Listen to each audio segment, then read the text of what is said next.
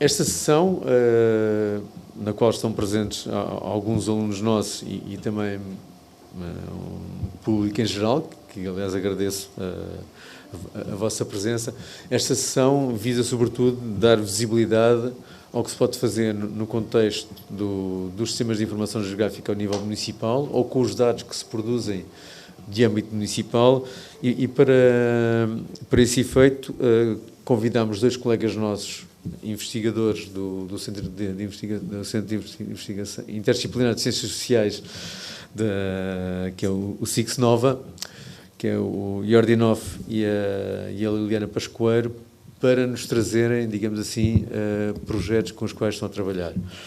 Vamos começar por um grupo de trabalho que o Jordi convidou também para vir dar visibilidade, portanto, em que temos presente eu vou simplificar, depois vocês, se quiserem, corrigem-me e fazem a vossa introdução de forma mais correta e completa. O Manuel e o Guilherme do CIES, do ISCTE, e também à distância o próprio Jordi, que irá, creio eu, começar a vossa intervenção, e o Albert da Catalunha, também do mesmo grupo, mas não podendo estar presente, e que o vosso colega no projeto, o João Carlos da Universidade do Algarve. Portanto, a ideia destas intervenções que vamos ter, duas intervenções, e depois vamos ter uma oportunidade de um tempo de discussão, é precisamente esse, é mostrar a relevância dos dados e o que é que se pode fazer com os dados, explorando-os de formas diferentes. Temos aqui duas áreas distintas de trabalho, vão ver que são extremamente contrastadas, uma mais ligada com os estudos urbanos e outra mais relacionada com as temáticas da educação, mas a ideia foi precisamente isso, é termos exemplos contrastados, foi o que nos motivou a fazer o convite. Não sei se Teresa, queres acrescentar alguma coisa? Se não, vamos dar início à sessão e dar lugar a quem tem mais para nos contar e ensinar. Só pedir que ligasse o microfone com... Começa Jordi, ok. Jordi, força. Muito obrigado, Rui Pedro, boa tarde, e muito obrigado a todos os assistentes aqui no Público em Lisboa. Infelizmente não posso estar lá por causas familiares, de crianças e tal, e pronto. Sim, esta é uma apresentação mesmo... é um grande desafio, porque, por uma parte, há muitos poucos estudos sobre o lazer noturno feitos através de ferramentas GIS. Como uma mão posso contar o número de artigos que existem, e os estudos urbanos, como vamos ver, já têm 4 décadas de percurso, de trajetória, e por outra parte estamos a apresentar um trabalho em curso, não vamos a apresentar resultados finais, mas é um trabalho que está na sua primeira fase e, portanto, vamos a explicar como é esta primeira fase, todos os desafios e problemas que temos tido e o que estamos a fazer e quais são as nossas expectativas neste trabalho, não é? Que é a integração das ferramentas GIS no estudo da noite, mas especificamente da indústria de lazer noturno em Lisboa, em 2 bairros, Cais do Sodré e Barrio Alto. Portanto, a estrutura desta sessão vou fazer uma breve apresentação de que é os estudos sobre a noite urbana, porque às vezes, digamos, somos poucos e, portanto, pode surpreender que exista um campo transdisciplinar e internacional sobre o estudo da noite urbana. Vamos a contextualizar esta sessão de hoje e, portanto, vamos apresentar também os 2 casos de estudo, muito sucintamente, Cais do Sodré e Barrio Alto, e depois o Manuel, o Guilherme e o Albert explicarão essa parte de a construção dessa análise para, digamos, obter resultados através de ferramentas GIS, não é? Portanto, para apresentar brevemente o que são os estudos sobre a noite urbana, uma breve apresentação. Nós temos... eu vou passando, desculpa, Manuel, eu vou passando... Sim, pode ser o próximo tela, esqueci de... Ok. Não, os tópicos de investigação sobre estes estudos da noite urbana são muitos, basicamente porque ou seja, há muita produção bibliográfica sobre a cidade de dia, cidade diurna. Sabemos, nomeadamente aqueles que estamos, digamos, no grande campo de estudos urbanos, que a produção bibliográfica académica sobre a cidade diurna é vasta, enorme, não é? Mas não é assim para o caso da cidade noturna. Conta com 4 anos de trajetória interdisciplinar, académica, mas a produção é muito menor, não é? E, portanto, temos tópicos como ambiente, a mobilidade e transporte, o planeamento urbano, a saúde pública e gestão de riscos, segurança, trabalhadoras noturnas informais e formais, o lazer noturno e criatividade cultural ou cultura criativa, patrimônio cultural tangível, difícil e intangível, ou seja, toda a rede de emoções, afetividades, atmosferas que o lazer noturno cria, né?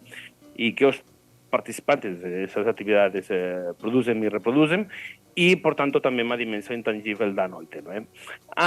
E normalmente, não sempre, mas normalmente há um elevado, digamos, índice de transversalidade como as variáveis, por exemplo, classe social, grupo etário, gênero, orientação sexual, etc. Né? Pronto.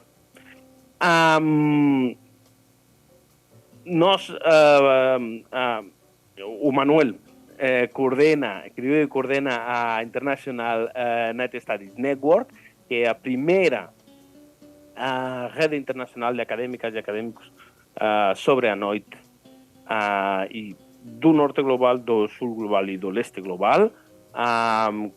Esta rede está organizada em 7 grupos de trabalho, né? E alguns deles e algumas destas pessoas, colegas que trabalham no seio desta International Night Studies Network, usam a ferramenta GIS, embora só seja no processo, digamos, de análise e não sai finalmente como produto no artigo, no capítulo, na tese, não é? Mas sabemos que alguns deles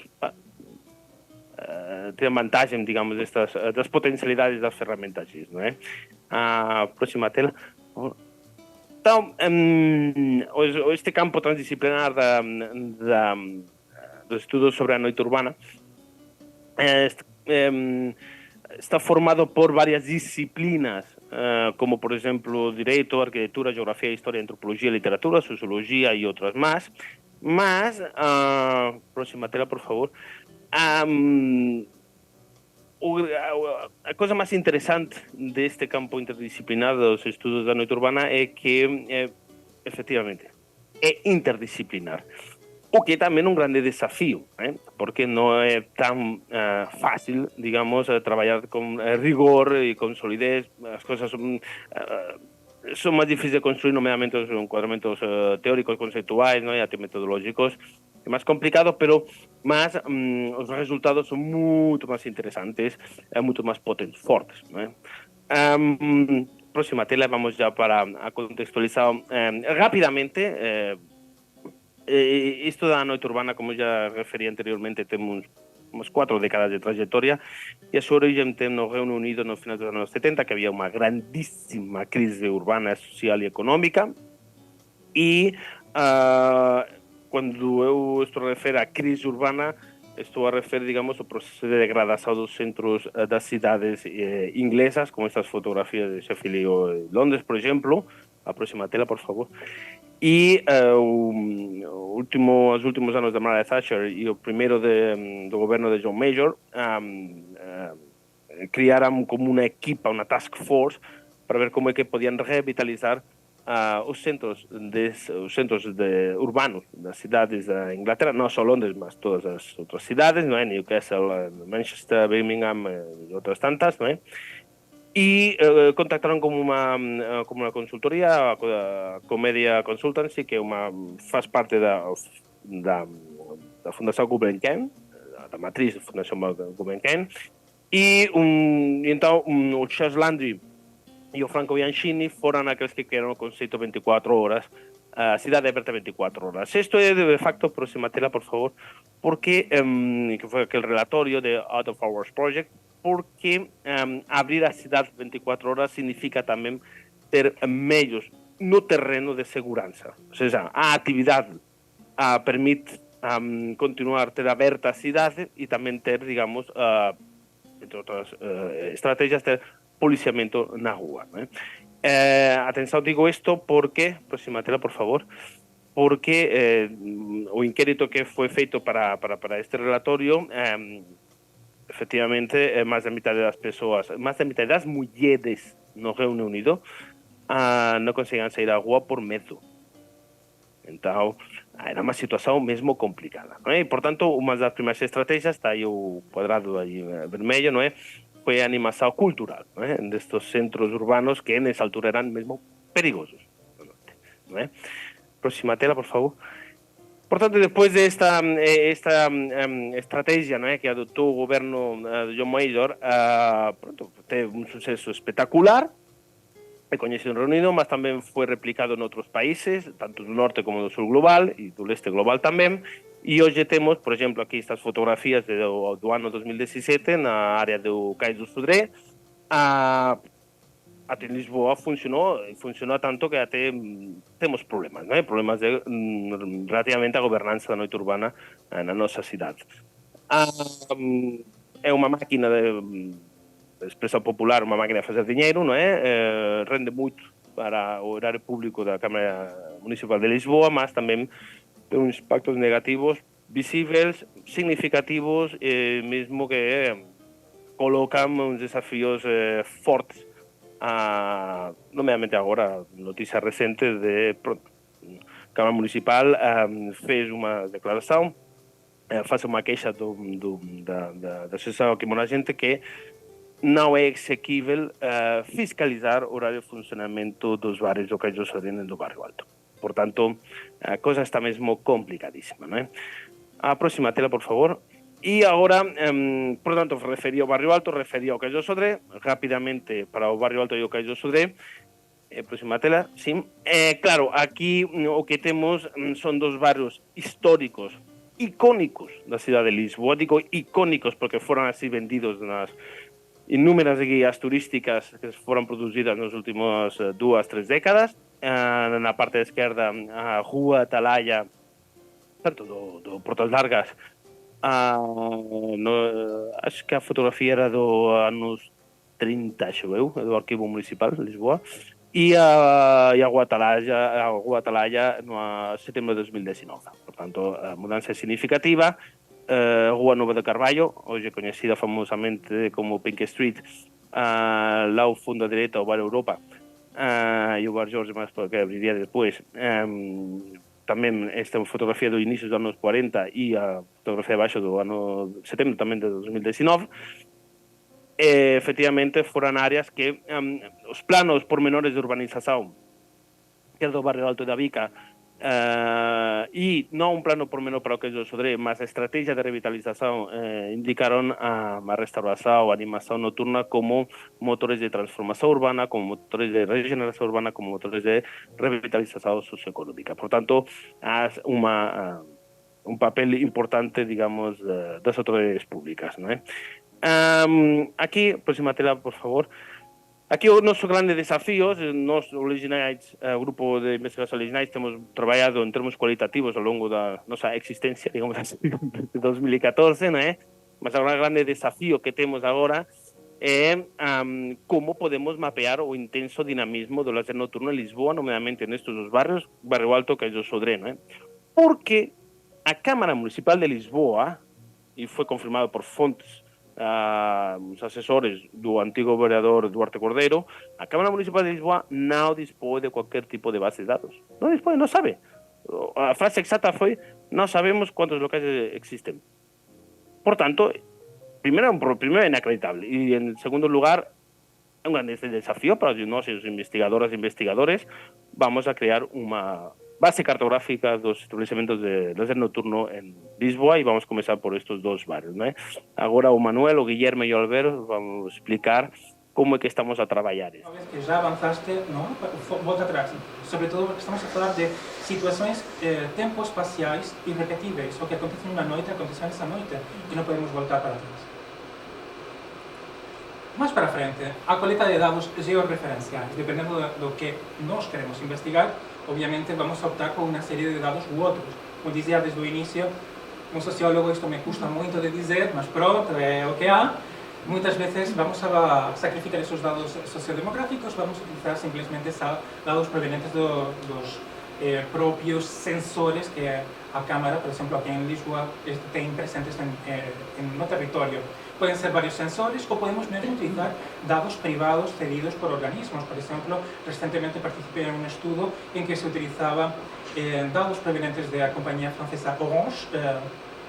O grosso da minha investigação é sobre os festivais de luz, para aqueles que não me conheçam. Portanto, tentávamos investigar ou tentávamos trazer um bocado mais de luz para os visitantes desse festival. Um festival que em uma noite pode ter mais de 3 milhões de pessoas na rua. Para poder realmente entender estas situações, nós utilizamos dados provenientes de um operador de telefonia móvel. São dados que podemos encontrar, obviamente por pago, muitas vezes, outras vezes são cedidos, outras não. Mas, basicamente, em função do objeto do estudo, vamos utilizar uma natureza ou outra de dados. Por isso, também devemos entender a que respeita este tipo de dados, como são criados esses dados e como vamos a instrumentalizar posteriormente.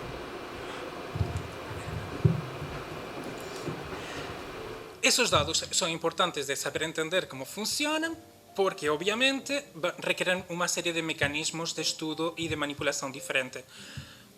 Para aqueles que são geógrafos, obviamente QGIS ou ArcGIS não é absolutamente estranho, imagino. Muitos de nós já temos sofrido esse maravilhoso programa que às vezes não é tão evidente, mas também podemos optar por fórmulas gratuitas ou de Open Access, como pode ser R ou Python.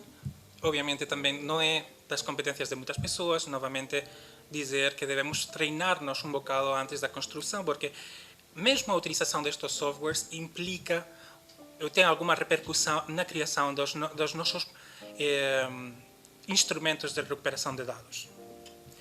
Pronto, são muito práticas estas ferramentas e eu animo muito as pessoas a utilizar o Open Software, como poderia ser o QGIS. Há versões também preparadas por vários países, etc., onde se adaptam para determinadas necessidades. Mas, se queremos fazer uma densidade de pontos, uma análise de proximidade, uma análise de padrões especiais, é fantástico, não é? Obviamente, temos outras opções, mas focando-nos no mundo do SIG e da georreferencialidade, são pontos importantes. E último, obviamente, ao início falava da importância de fazer essa etnografia, de sair à rua, intentar entender desde uma perspectiva qualitativa o que acontece para poder identificar esses tópicos, identificar essas situações, sempre e quando estemos a falar desse tipo de situações, se vamos fazer basicamente uma análise de ruído, também é necessário, também é muito necessário sair à rua e tentar entender quais são as lógicas sociais que estão a acontecer, porque essa etnografia nos vai trazer uma camada nova de interpretação. Porque muitas vezes podemos manipular os dados e os dados os podemos torturar até conseguir as informações que nós queremos, mas para poder interpretar o que os programas nos vão a favorecer, interpretar esses dados que tanto nos custaram a partir dessa criação de instrumentos que nós estivemos a fazer, esse primeiro contacto etnográfico, esse contacto qualitativo, nos oferece realmente uns óculos interpretativos que de outra forma não seríamos capazes de fazer. Obviamente, há estruturas de trabalho bastante interessantes, como poderia ser o Integrated Data Thinking, que intenta fazer esse Mixed Methods e integrar diferentes fases e diferentes metodologias para poder obter um resultado final. Mas, seamos realistas, muitas vezes não temos esses recursos, nem tempo, nem as próprias condições ou competências para poder fazer dentro do mundo bonito. É ideal, seria fantástico. E daí a importância de ter um metodólogo in-house. Isto para os meus colegas já sabem. E, basicamente, animo a qualquer geógrafo ou a qualquer pessoa que está a tentar dar algum tipo de explicação aos fenómenos que acontecem nas próprias cidades, não só a olhar para os números, sino também para falar com as pessoas e impregnar-se do que acontece na rua. Isso é o que eu queria trazer para vocês. Depois podemos falar um bocadinho mais. Obrigado.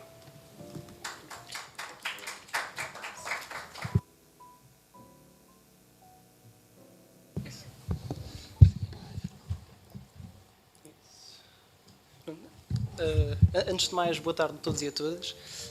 Eu, como podem ver pela apresentação, sou o Guilherme e gostava primeiramente de agradecer também esta oportunidade aqui aos nossos colegas nos convidarem para virmos falar aqui nesta aula aberta de mestrado sobre um tema que temos vindo a trabalhar e ao longo destes anos, e é um tema que tem cada vez mais importância e cada vez mais surge no discurso mediático, pelo que é necessário colocar aqui algumas, como o nosso colega dizia, colocar aqui algumas lentes sobre isto. À semelhança do colega, eu também sou sociólogo de formação, não sou geógrafo, por isso peço já desculpas por algum tipo de confusão que possa daí surgir. Pronto, sim.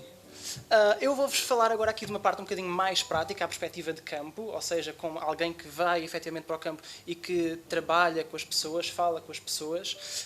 E eu acho que dentro de uma investigação em ciências sociais é importante, essencialmente, questionarmos 3 coisas quando pensamos no campo. Desde logo, como é que nós ganhamos acesso ao terreno? Isto presumindo que já definimos qual é que é o nosso terreno. Como é que devemos, de facto, ganhar o acesso ao terreno? Quem é que são os nossos gatekeepers? Quem é que são as pessoas que nós podemos aceder, as instituições? E como é que se cria uma relação de proximidade com o nosso objeto de estudo? Também é uma questão que é muito importante, que às vezes passa um bocadinho por cima da cabeça dos e das investigadoras. E depois, finalmente, como é que podemos fazer para recolher dados? Que dados é que existem já e que dados é que nós podemos recolher com base nisso? Assim sendo, eu vou falar um bocadinho da etnografia, que é o processo aqui de eleição aqui do nosso LX Nights, e vou falar também mais uma perspectiva mais prática, lá está. A etnografia é um processo que já é bastante antigo e certamente aqui conhecerão, mas que está muito relacionado com a pesquisa de terreno e com a observação direta dos acontecimentos. A etnografia é um método que, desde já, é um método que é multimodal, ou seja, condensa vários fatores e vários modos de produção, e pelo facto de ser multimodal é que é possível ela ser adaptável e personalizável à vontade do ou da investigadora. A etnografia, essencialmente, trouxe aqui alguns passos que permitem nortear um bocadinho da investigação etnográfica e, de forma assim muito sucinta, estamos aqui a falar daquilo que é o recorte, definir qual é que é o nosso campo, o que é que nós pretendemos estudar, depois prepararmos-nos, e essa preparação vem desde as leituras bibliográficas até uma preparação que pode envolver uma preparação mental e uma preparação física, ou seja, saber que vamos passar muitas horas no terreno, saber que vamos lá estar com vários atores sociais. E atenção, e quando a gente fala aqui dos night studies, não nos referimos a uma desculpa para poder ir aos bares e às discotecas, mas antes sim quanto a um objeto de estudo que também é ele consolidado pela bibliografia e pelo trabalho de terreno. E depois, por fim, chegamos à parte da investigação, que é a parte da chegada ao terreno, quando nós falamos com as pessoas, quando nós registramos os dados, quando nós tiramos fotografias, quando nós abordamos as pessoas e escrevemos nos diários de campo, com entrevistas, muitas coisas. E depois, por fim, chegamos então à conclusão. Mas verdadeiramente a conclusão acaba por não ter aqui nós acabamos por não sair do campo, porque as nossas relações que nós estabelecemos com o campo acabam por estar lá. Ou seja, nós estabelecemos relações com pessoas, estabelecemos relações até mesmo com objetos simbólicos, e isso acaba por estar sempre presente dentro de nós e até mesmo presente dentro do campo, e certamente quanto mais for praticada a etnografia, mais isso se nota nos textos e na bibliografia. Isso também podemos passar um bocadinho à frente. Pronto, então eu agora vou-vos falar aqui um bocadinho de como é que a gente passa deste passo etnográfico, que são dados essencialmente de teor qualitativo, para dados depois quantitativos, que depois permitem criar indicadores, que é aquilo que é a grande temática aqui desta sessão. Sim. É necessário indicar que, para a construção de indicadores, nós muitas vezes recorremos a entrevistas, a conversas informais, a discursos que nos são tomados mesmo dentro do campo. E eu trouxe aqui um pequeno exemplo de algumas temáticas que nós temos vindo a identificar ao longo de diversos projetos de investigação, mas aqui, por exemplo, só para fazermos aqui um exercício de reflexão conjunto, nós trouxemos aqui 3 certos, 3 citações de pessoas diferentes, e nós aqui verificamos que existe, de facto, aqui um grande pendor sobre o elo da polícia e esta violência policial. Pronto, quando isto aqui se começa, durante a etnografia, quando isto aqui se começa cada vez mais a repercutir e começa cada vez mais a surgir, nós estamos aqui perante aquilo que seria um indicador latente desta violência potencial. Depois, de analisarmos estes materiais que nós vamos coletando e vamos construir estes indicadores latentes, depois nós vamos chegar àquilo que nós intitulamos de uma saturação metodológica, ou seja, verificamos que isto está no campo presente durante muitas vezes e depois já só obtemos isso. Então aí, de facto, chegamos mesmo ao nível de saturação máximo. Sim, podemos passar. Nós também utilizamos, para além da etnografia, entrevistas semidiretivas, que é um processo um bocadinho mais formalizado do que a própria etnografia, mas as entrevistas permitem não só as pessoas refletirem sobre aquilo que estão a contar connosco, mas também adotar um papel que se calhar não adotariam quando estão em campo.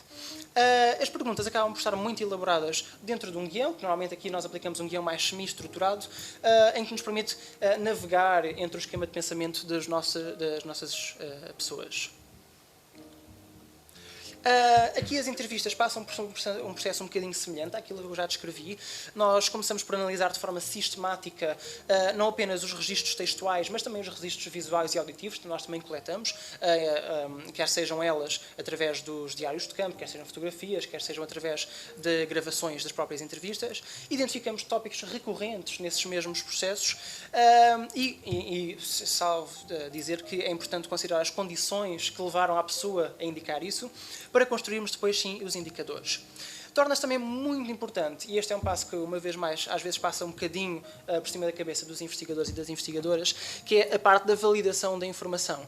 Ou seja, não basta recolher a informação, mas é necessário devolvê-la ao campo e ver o que é que o campo nos dá. E depois, isto pode ser feito até, se calhar, de uma forma muito mais simples, e se calhar operacionalizando aqui na parte mais prática, seria por, durante uma conversa informal, estar a perguntar à pessoa, ok, mas você disse-me isto, é isto que você quer dizer? E depois, normalmente, a pessoa revela, não foi bem isso, foi antes isto, ou, ok, sim, tens razão, é mesmo isso que eu queria dizer. Pronto, e isto permite-nos validar a informação que nós obtivemos em campo. Aqui também de destacar a importância dos nossos informantes privilegiados e dos nossos informantes. Os informantes e as informantes são importantes por 3 razões, principalmente. Ponto número 1, porque já estão inseridos no tecido social que nós procuramos estudar, ou seja, facilitam aqui este elo de ligação. E, para além disso, eles servem também, eles também têm dentro deles a multiplicidade de facetas e das redes sociais onde se inserem. Por isso também torna mais fácil a adequação e a aproximação ao meio. E depois também porque servem como fonte de informação dos dados. A questão aqui dos informantes privilegiados, eles acabam por ser escolhidos muitas vezes de acordo com a sua posição específica, não apenas a nível da geografia, mas também a nível da sua posição na social, dentro daquilo que nós procuramos estudar, e garantem acesso à informação que de outra forma não seria de facto possível. Um outro objeto que não podia ficar de fora para qualquer pessoa que pratique etnografia é o próprio diário de campo. Aqui o diário de campo, que muitas vezes também é ele ignorado, é uma peça central em qualquer etnografia, e inclusive até mesmo nas produções do terreno, e pode ser feito de múltiplas formas. Lá está, e volta a ressaltar aquela parte da adaptabilidade.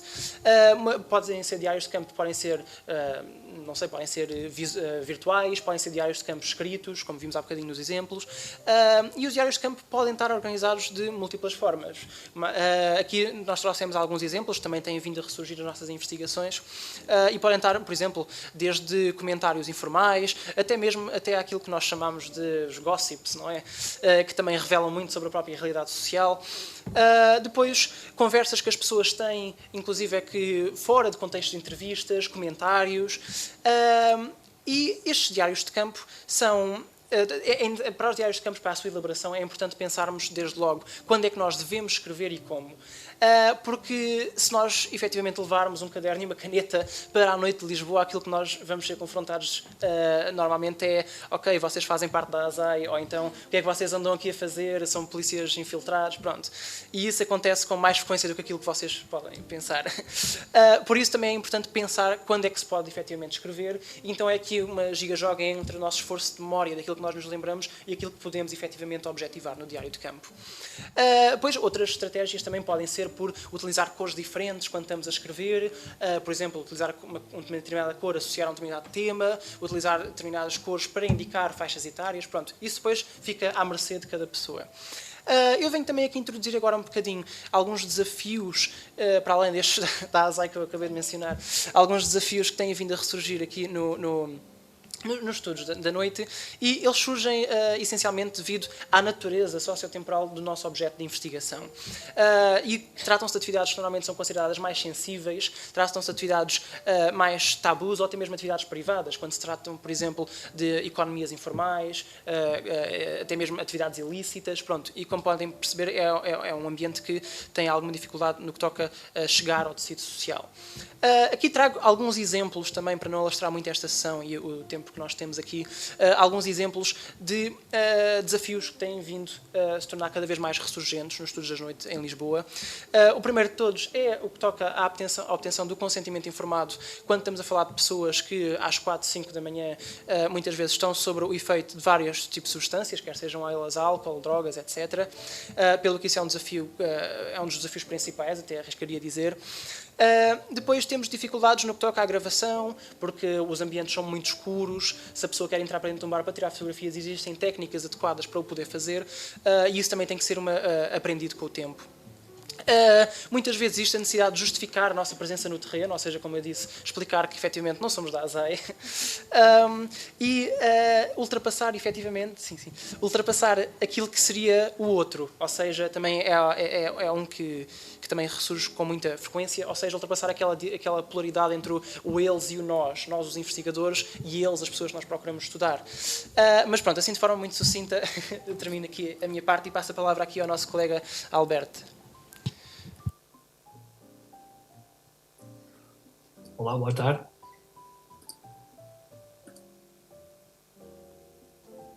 Vai a screen?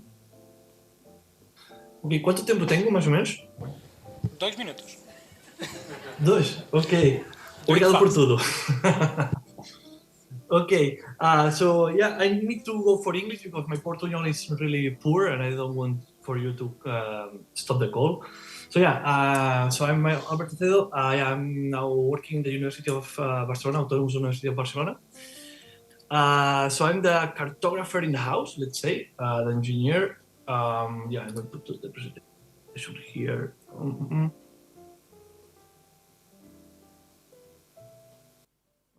It's coming, yeah. Yes? Okay, sure. So we're talking about nightlife data, urban data and others, yeah? So nightlife data, as my colleagues were telling you, it's really difficult, really complex, there are a lot of things together. It's ethnography, sociology, and yeah, they are doing a great job going there, doing the field work and getting all the information. And also Manuel was saying that it's also important to have the urban data as well, night, street lights, pubs, bar, restaurants, whatever. And also there are other data that it's around, but with no temperature, noise, sensors. So the thing here is how to combine all this information in a database, okay? And from this database, create information for our research, for the city council to have a database of Lisbon Night and all the stuff that you want to research, yeah? But my point here is about the location, yeah? How we can georeference all this data, or it is already referenced, how we can combine with the other, and so on, okay? So the nightlife data for getting the information, it's a complex data, so we're talking about conversations. Okay, a conversation happened here, but you can talk about another place. So it's not easy about how this spatial filter you can put on a system, yeah? So the geographical site of the data that you can take from above is an address. But when it's a group of a tribe, maybe they are moving around the street or around the Barrio Alto. So how you can get this dynamism as well, yeah? So we're talking about data that it's can be geographical, yes, but at what extent? And how you can represent that? Like a point, like a line, like an area.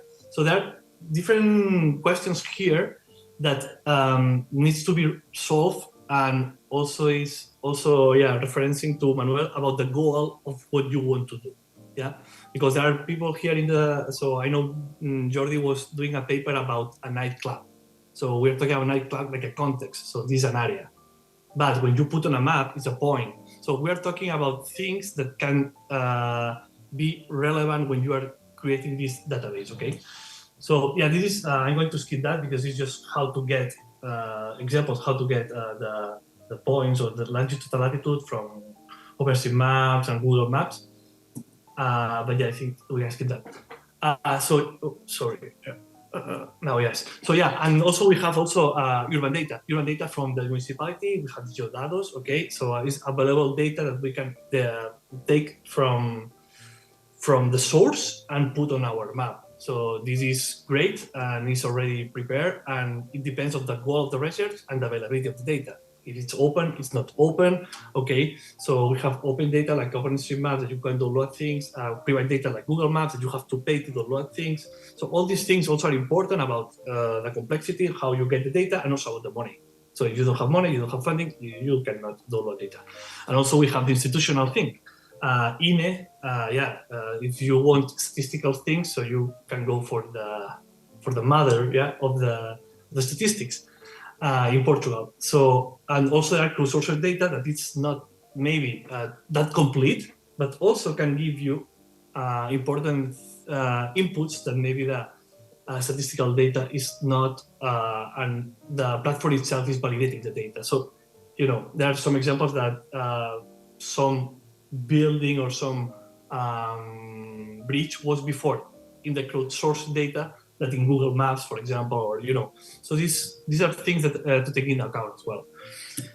And finally, it's the database. Okay, so we have this kind of data. So how we can combine everything together? Yeah. So this is the Diario de Campo that I really like from Guillermo. So Diario de Campo at the end, in my perspective, is an Excel with columns. Each column can be whatever you want. Ethnography, so this is complex to how you can put a number for something that is qualitative. But yeah, these indicators that we were talking about before. And this extrapolation, from this Excel can be in the form of layers, like the SIG, okay, the first option. Can be also in a database. Yeah, this database, in my case, I use Postgres and PostGIS. The PostGIS can be the extension of the spatial Postgres. And also, if you are brave, you can go for code. You can go for Python, you can go for R. You need some more skills than QGIS, as you can assume. But yeah, it is. And the thing here is the interoperability between the three things. So this is the magic of the thing, here. Okay, so just to give you an example what we are doing, okay. So I think that you can see again my screen. Yes. Okay. Yes. So so this is, for example, this is what we were talking about. Yeah, Diario de Campo. So we have more or less the column. So this is in an early stage. So all these things are things that we need to refine. And this thing is just to give you an example of what we are doing. Okay. So this maybe it's trivial for a lot of people in the room, maybe, but what I'm doing is just creating layer from and CSV. This is too trivial for sure, but now you have here all the points with all the ethnography, with all the information on a map and geolocated. Okay, so this is one way to go. It's not that easy to download layers and put in here. So you need to go to the field. You need to take information. You need to create the columns. You need to create which variable you want to measure, and after put here. In this case, we choose the points, and here are all the paths in Barro Alto in 2021. The second option, really, really fast, is to put the information in a database, okay? So this is a database, LXNight, and here we have the information. I already put information here, okay, data LX. And the good thing here is that you can query the information really, really clear. So, okay, I want to, from all the data, the population is A11. So you have all the things. So this SQL is really easy to use. You can do that also in QGIS, but I think here is more powerful. And again, if you run this like a table, this table appears here because we have connected. So it's like easy that you have now this test that is the new table. Here you are connected. So it's what I was telling you in the interoperability, that working in a database and also fitting our map. So these are the new points. So, and the third option is to go for CodeBot, okay? But the thing here, what I want to show you is that last thing. So these are for example, what we have from 2021, okay, from Byronaldo. So here are more or less the paths that we have, some paths that are important for the nightlife, maybe are restaurants that convert to path or whatever, okay? And this is the first step. So here we have all the variables in the table, okay? So what are the potentialities of that? So, okay, for example, I already downloaded what is the maps 2017, so all the amenities. So here we have all the amenities 2017. So if we check maybe just for the nightclub, we can see the longitudinal study before the pandemics and after the pandemic. So here we can process, okay, which amenities are closed or are open after, or creating like a layer for each year. Also, with our data, also we can go for the noise. Yeah, so we're talking about the noise. So this is from the city council. So yeah, we can see that here there are like density points of nocturnal life, or also here in Clandestino, for example, there's more noise. So here you have, the tabella or the scores. Yeah, so we're talking about here more noise. Okay. And also, for example, go fast. This is the street lights of Barrio Alto. So this is amazing as well. They have a lot of street lights, but maybe we can think about, okay, what is the safety pathway for people when it's at night? So what is more with illuminated and what is worse illuminated? So this is also for the city council for sure. But I don't know, this stage that there are people drunk maybe or drugs or whatever, it's better to know which places are more maybe with illumination than the other. Yeah.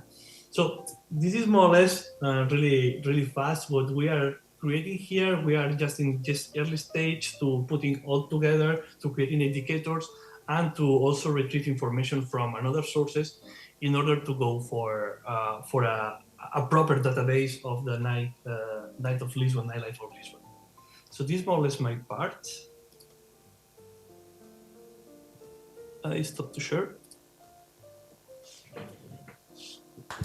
Thank you.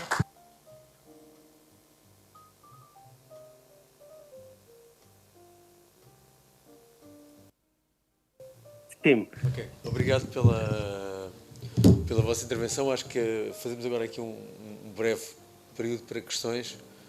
Portanto, não sei se é necessário utilizar um microfone, não é? Creio que será necessário. Não sei qual é. São estes? Qualquer um. Obrigado.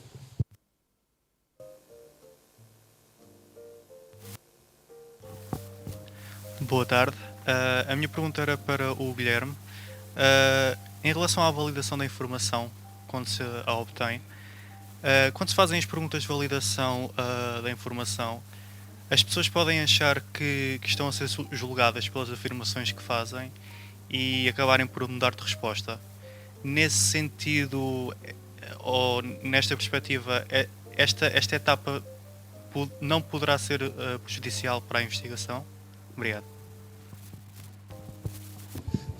Antes de mais, eu agradeço a pergunta e acho que é uma pergunta super pertinente, sobretudo por causa do objeto que estamos aqui a falar. Mas eu respondo também, se calhar, também com outra pergunta, que é se efetivamente o discurso da pessoa muda, isso também não revelará algo da própria realidade social? Ou seja, quando nós fazemos as perguntas de validação, o objetivo delas é nós percebermos se, de facto, aquilo que nós temos vindo a coletar, as informações que nós temos vindo a agregar, se depois podem ser potenciais indicadores transversais ao todo o nosso objeto de estudo. Essas perguntas depois servem para... Por exemplo, pode acontecer exatamente o caso contrário a isto, e acontecer isso estavas a dizer, ou seja, nós pensarmos que é uma determinada coisa e depois vamos perguntar e a pessoa, ok, mas não é nada disso. Pronto, nós assim temos a certeza que de facto estamos a falar de uma realidade social que é palpável, que é tangível. Pronto, por isso, sim, isso também é positivo, na verdade. Se posso adicionar a isso uma pequena coisa. No caso de que coloquemos a pergunta e depois a pergunta se desdiga, também nos dá um indicador de que talvez a nossa pergunta não seja o suficientemente clara ou que devamos ajustar o que é o próprio mecanismo de recolha de dados.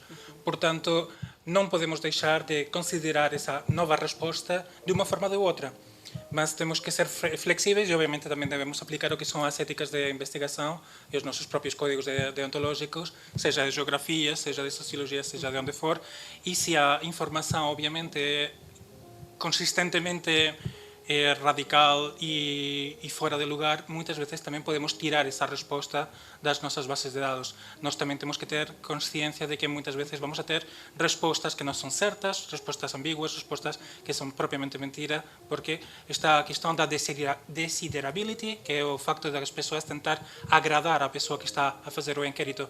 Portanto, quando vamos ao campo, uma dessas componentes que está a falar, que são as nossas capacidades, as nossas questões pessoais, é o facto de realmente ser consciente deste tipo de realidades e fazer verdadeiramente uma trilha, uma seleção.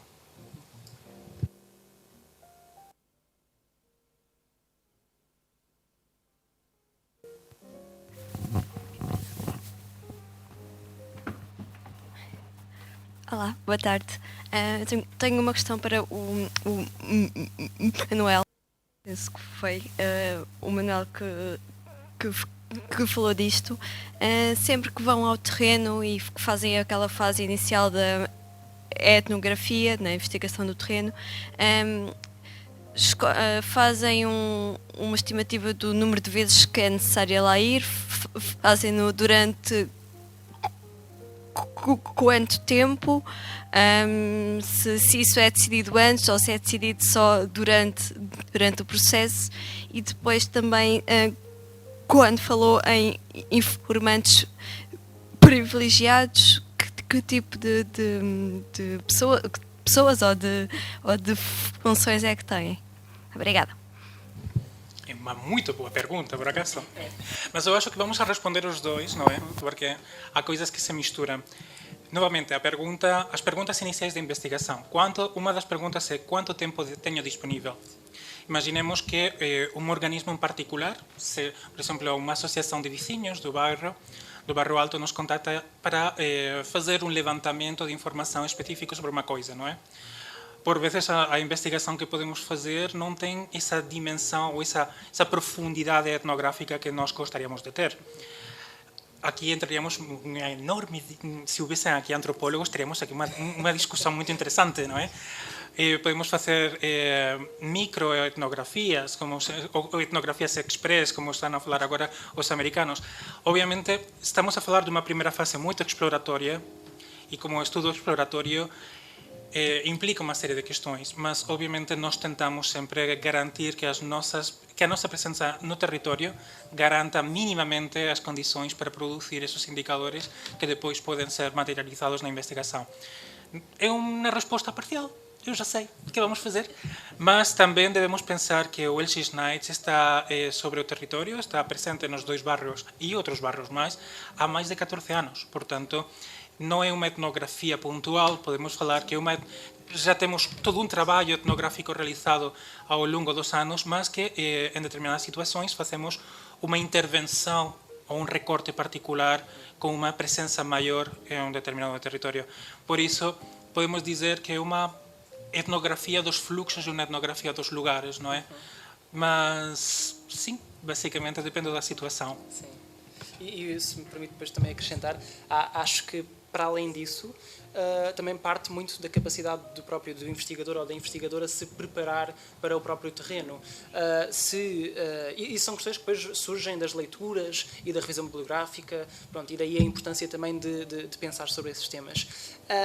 Mas é seguro dizer que é sempre mais tempo do que aquilo que nós julgamos.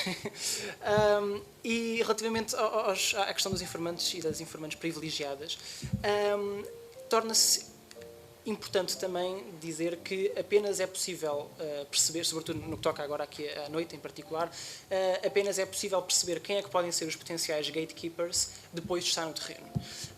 E, para dar aqui alguns exemplos, os gatekeepers que muitas vezes nós chegamos a utilizar quando estamos a escrever artigos, capítulos de livros, etc., muitas vezes acabam por ser sujeitos e sujeitas que fazem parte do ecossistema noturno, ou seja, pessoas que vendem cervejas num carrinho, seguranças das portas dos bares, pronto, vai variando muito e depende muito do objeto de estudo.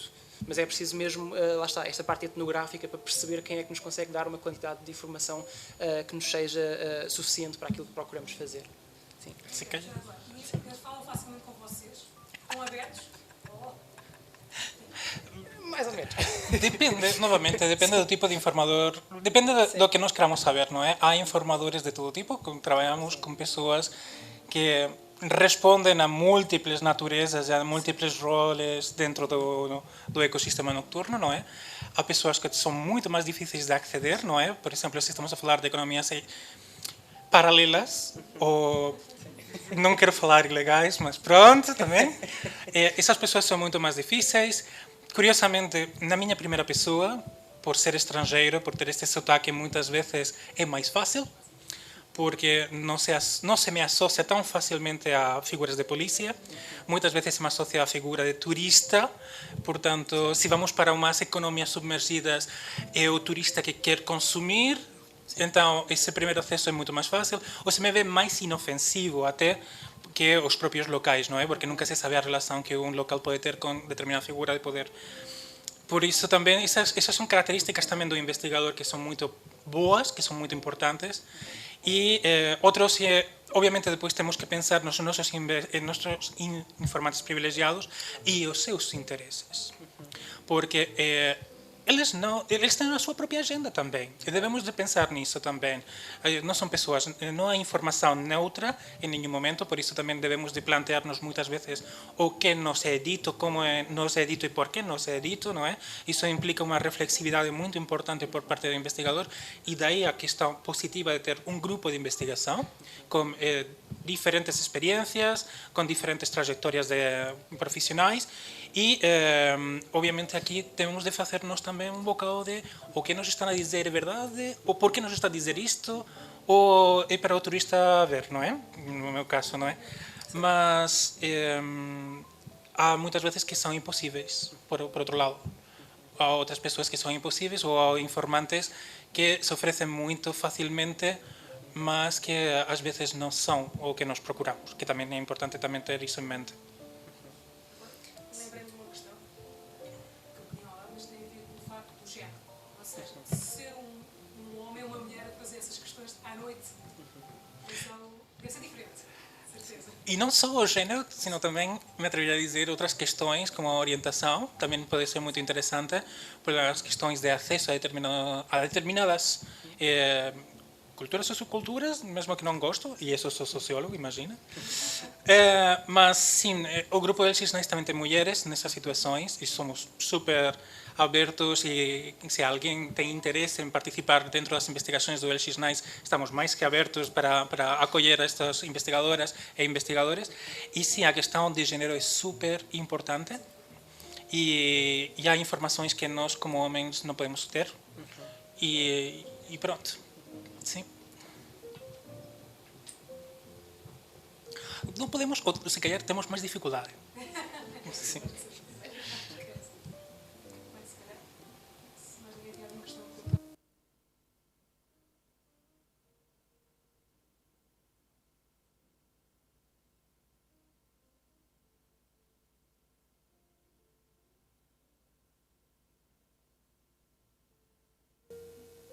Obrigado, falamos depois. Espetáculo. Espetáculo. Tchau. Obrigada. Até já.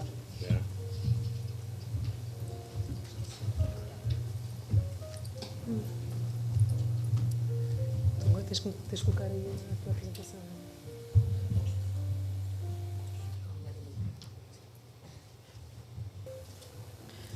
Bem, então agora é o verde ou o verde? É mais simples. Então agora vamos continuar com esta aula e vamos passar para outra área completamente diferente, que é a área da educação. E temos aqui a nossa colega Liliana Pascoeiro, que nos vai apresentar alguns trabalhos que eles têm desenvolvido na área das cartas educativas. Liliana, quando quiseres. Teresa, ajuda-me, estou a ver onde é que está a apresentação. Ana Canos.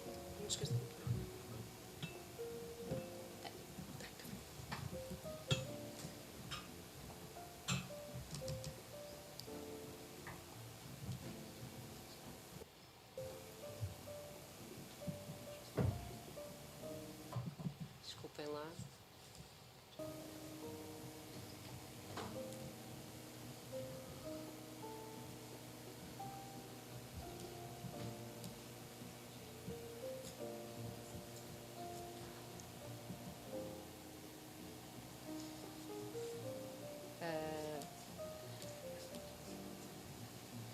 Bom, então, boa tarde a todos e a todas.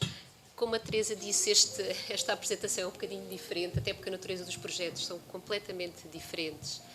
E também sou socióloga, portanto, eu não sei o que é que vocês fizeram, arranjar só sociólogos para vir falar de uma área, pronto, que na verdade não nos conseguimos afastar, ainda bem, e eu cada vez mais que tenho mais contacto ainda com a professora Teresa e o professor Rui Pedro, me apercebo o potencial das duas áreas estarem ligadas.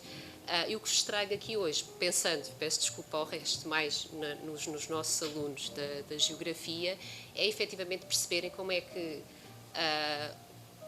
as políticas públicas, elas podem se tornar efetivamente um objeto de investigação dentro das ciências sociais e humanas e ser realmente um potencial importante dentro da ligação à comunidade e tornar a investigação realmente uma investigação à ação e com a intervenção no campo, muito para além daquele ratinho do laboratório que nós das ciências sociais não temos, não é? Mas na verdade às vezes nos olham um bocadinho como o rato da biblioteca. Pronto. Portanto, o que nós trazemos aqui hoje, eu venho aqui em representação de uma equipa que é coordenada pelo professor David Justino, que é o projeto ESCCEL, e principalmente num subprojeto, digamos assim, dentro de um projeto maior, que é o ESCCEL. Para vos enquadrar aqui, portanto, o que eu quero chamar a atenção é que o trabalho não é meu. Neste momento, esta parte do projeto que está a ser desenvolvida é por mim e pela minha colega Paula Reis, que não está aqui presente hoje. Mas, no fundo, o que eu vos trago aqui também é um desafio para os nossos alunos, é perceber como é que a área da geografia poderia estar tão mais desenvolvida se nós nos realmente interligássemos. E, portanto, eu trago-vos aqui um conjunto de dados e um potencial que tem também dentro deste projeto, e um bocadinho vender aqui o meu peixe, como se costuma dizer, podermos interligar e até vocês verem potencial dentro deste tipo, dentro do projeto ESCCEL ou de outros tantos que existem, particularmente no SIX Nova, que há potencial de ligação entre áreas. Para vos contextualizar um pouco o que é isto do projeto ESCCEL, o projeto ESCCEL, na verdade, é uma rede de escolas que se iniciou em 2008, portanto já temos 15 anos de terreno ininterrupto, e na sua gênese tem efetivamente a construção de uma rede colaborativa de caráter completamente informal, ou seja, nenhuma escola é obrigada, mesmo que o município esteja contratualizado com o ESCCEL ou com o projeto de investigação, nenhuma escola é obrigada a trabalhar connosco. Ainda assim, até ao dia de hoje, nenhuma das escolas recusou o nosso apoio e recusou participar no nosso projeto. Pronto. Portanto, isto é efetivamente um projeto de investigação, mas que ninguém está obrigado, no fundo, a participar e a integrar a rede de escolas. Como disse, foi criada em 2008 por um conjunto de investigadores que viu nestas questões da descentralização, da nova gestão pública e da descentralização, particularmente da educação, que é o que nós trabalhamos, um forte potencial e, mais do que isso, uma necessidade que as escolas do nosso país, as escolas públicas, tinham efetivamente de concretizar esse processo de descentralização e quebrar um pouco a desconfiança que existe e que nós temos ouvido falar nos últimos tempos desta, desculpem a expressão, promiscuidade que poderá acontecer entre as câmaras municipais introduzirem-se dentro do terreno das escolas. E, portanto, o que nós, no fundo, colaboramos com as escolas é um pouco desmistificar isso e servimos muitas das vezes como facilitador entre agrupamentos de escola, entre diretores de escolas e câmaras municipais. Neste momento, o projeto ESCCEL trabalha dentro da rede ESCCEL, que foi a gênese do projeto ESCCEL. Nós trabalhamos com 8 municípios, que está ali, Amadora, Castelo Branco, Constância, Ferreira do Alentejo, Mação, Sardoal e Vila de Rei. Temos 31 agrupamentos de escolas e uma escola não agrupada. Porquê estes agrupamentos? Também, isto é um projeto de investigação, portanto, eles servem, no fundo, para ideais tipo de modelos de escola que nós pretendemos também nos servir como investigadores, não é? Portanto, há sempre um fundo que nós temos que continuar a respeitar, que isto é um projeto de investigação e não uma empresa de consultoria. Para além disso, para além dessa rede de investigação, quando saiu a atualização das cartas educativas, as designadas cartas educativas de segunda geração, muitos destes municípios acabaram por nos pedir, como nós já estávamos dentro do terreno e já tínhamos este caminho facilitado com as escolas, de pedirem-nos um apoio nesta mediação e nesta construção das cartas educativas. E também porque elas têm algumas particularidades face ao decreto anterior de 2003, que eu já vou falar. Neste momento nós temos 5 cartas educativas em desenvolvimento, Castelo Branco está para iniciar, Constância e Entroncamento está para acabar e Óbidos e Sardual que estão a meio, mais ou menos, do processo.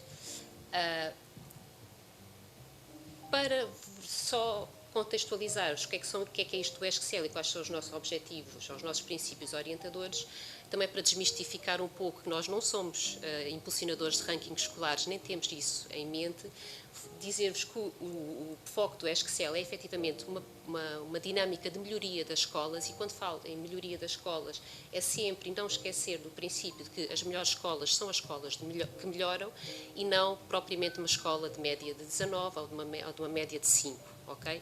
O nosso objetivo de terreno é efetivamente as escolas olharem para si, perceberem quais são as suas fragilidades e os seus potenciais e poderem sobre eles trabalharmos em conjunto connosco, a equipa de investigação, e encontrar as melhores soluções de terreno face às características que têm. Depois temos também esta perspectiva dinâmica, ou seja, todos os nossos indicadores são, ou pelo menos a grande maioria, são recolhidos e analisados numa perspectiva longitudinal, sempre também com este foco na análise geográfica e comparativa. Mais uma vez, não com uma dinâmica de comparar a tua escola ou o meu concelho é melhor que o teu, mas de perspectivar mais se eu tenho um concelho vizinho com um potencial socioeconómico muito semelhante ao meu, porque é que ele consegue um determinado resultado e que eu não consigo. Portanto, vamos um pouco nesta vertente de benchmarking, ver o que é que se faz, o que é que se pode fazer melhor com, no fundo, a matéria-prima que temos de terreno. Isto tem sido o modelo orientador de todo o projeto ESCCEL, que, no fundo, atua como, por um lado, em modelos de avaliação das escolas, de reflexão e de autoavaliação das próprias escolas, melhorar processos internos e externos, no fundo, como um princípio de que uma escola bem organizada, que se conhece a si mesma e que percebe e que sabe qual o caminho que deve seguir, e que tiver bons processos de monitorização e de reorganização, consoante esses diagnósticos que são feitos, são escolas que têm um potencial de melhoria bastante maior. Além disso, ou seja, dentro do foco dos muros da escola, nós temos também uma orientação para esta OLSTL de ligação entre comunidade e escola, como há pouco vos disse, no fundo servirmos de facilitadores entre municípios e agrupamentos de escola, entre direções de escola, sem esquecer o eixo 3 e o eixo 4, que é a inovação educacional e a produção científica do próprio projeto e dos próprios investigadores que o integram. Posto isto, trazer aqui um pouco uns galardões, não é, como se costuma dizer, a rede ESCCEL foi reconhecida pela OCDE, o que bastante nos honra, porque não foi um reconhecimento a que tenhamos concorrido, foi reconhecida como uma boa prática dentro dos países da OCDE que desenvolvem ou que construíram redes de escolas, como uma boa prática internacional. Portanto, 15 anos de trabalho a ser reconhecido internacionalmente, parece-me um bom sinal de que estamos, pelo menos, a fazer alguma coisa de bem. Para além das publicações científicas, nós fazemos e acompanhamos, muito de acordo com o que é as necessidades das escolas, a produção técnica. Por exemplo, quando foram a construção dos projetos educativos, nós percebemos que era uma grande fragilidade nas nossas escolas o tipo de documento que era feito. Portanto, preparámos um modelo sempre na base do voluntário, de como é que seria uma boa construção, ou pelo menos uma construção útil de um projeto educativo, e todos esses materiais são vulgarmente ou continuamente construídos consoante são as necessidades das escolas. Para além disso, anualmente produzimos um relatório de monitorização de resultados escolares, não no sentido de ranking, mas no sentido de reflexão, o que é que nós estamos a falhar e o que é que podemos melhorar, e pontualmente vamos desenvolvendo estudos numa vertente de diagnósticos, como foi, por exemplo, quando foi a altura do Covid, por exemplo, de como é que se passou de uma escola presencial para uma escola online ou não presencial, ou como é que está a ser efetuado a recuperação das aprendizagens. São estudos pontuais que vamos, ou como estamos agora a desenvolver, para o terceiro ciclo da avaliação externa, ou a designada inspeção das escolas, como é que as escolas estão realmente preparadas ou não para receber a inspeção das escolas. Bom, posto isto é uma parte do projeto ESCSEL, e o que eu quero-vos falar hoje é desta segunda parte do projeto ESCSEL, que estamos a atuar neste momento, que é o acompanhamento dos municípios em mais um passo para a descentralização da educação, que é a construção das cartas educativas, as designadas de segunda geração, isto porque as primeiras foram construídas ou foram decretadas em 2003. A Carta de 2003 tinha, e estão aqui pessoas da Câmara, eu acho, devem ter esse conhecimento, eram cartas educativas que eram muito mais ligadas ao mapeamento da rede escolar e do edificado escolar, embora tenha também já uma dimensão de transportes escolares, mas era muito mais descritiva, digamos assim. E esta segunda carta, que decretada a partir de 2019, vai trazer uma perspectiva muito mais de estratégia do próprio município. Que estratégia que o município pensa ter para a educação nos próximos 10 anos, pelo menos. Portanto, e como tem esta visão de não é só olhar para o edificado e para a oferta formativa, é também olhar para o nosso potencial de alunos, o que é que podemos receber ou o que é que não iremos receber de alunos nos próximos anos, que faz sentido realmente o projeto ESCSEL acompanhar os municípios neste novo caminho. E, portanto, eu trouxe aqui algumas diretrizes, vocês depois, se tiverem curiosidade em ver, fazem parte do decreto que acompanha as cartas educativas, que deve ter, portanto, para além dessa dimensão de instrumento de planeamento e de ordenamento, deve corresponder às ofertas educativas e formativas atuais e futuras, portanto, isto tem sempre muita ligação com a questão demográfica e também com a estratégia socioeconómica do tecido económico do próprio município, o que é que ele perspectiva no futuro para poder ter um setor educativo ligado, ou pelo menos articulado, com o que será a estratégia municipal de desenvolvimento económico.